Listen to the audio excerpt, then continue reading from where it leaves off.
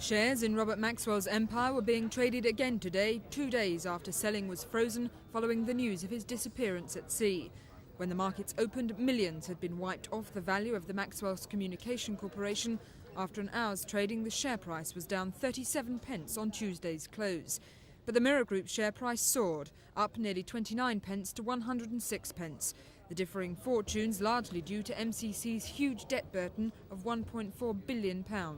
Today, the group confirmed it has the backing of the banks. Mr. Kevin Maxwell and Mr. Ian Maxwell are pleased to confirm that these banks have confirmed that they intend to continue their support for the private interest.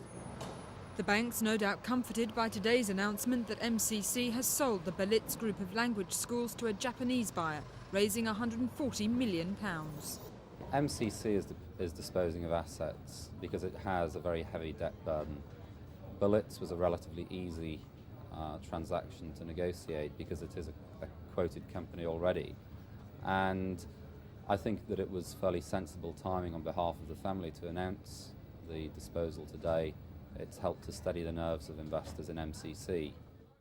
Robert Maxwell's sons, Kevin and Ian, are now in control of their father's sprawling empire. It's likely they'll dispose of some of his more flamboyant acquisitions, including his yacht, the Lady Ghislaine. Robert Maxwell always dreamt of owning a newspaper, and today his family said they're determined to hold on to the Daily Mirror. And for the latest from the city, I'm joined by Terry Connor.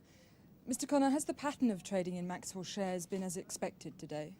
Yes, I think so. On the recommencement of trading in Maxwell Communications and Mirror Group shares this morning, we expected Mirror Group shares to go sharply better. And following the adverse comment about the debt position at Maxwell Communications in the press, we expected those shares to go down, and indeed that's what happened. Berlitz has been sold off. What other parts of the empire do you think will be disposed of fairly quickly? Well, I don't think it would make commercial sense for the company to disclose what assets they're proposing to sell. But the company have made it very clear over a period of months that there will be a continuing series of asset disposals in order to reduce the company's indebtedness. And indeed, the announcement this morning of the sale of Berlitz confirmed that strategy remains in place, and we would expect further disposals over the course of the next few months. The Maxwell brothers are very confident of clearing their debt burden. Is that optimism shared in the city?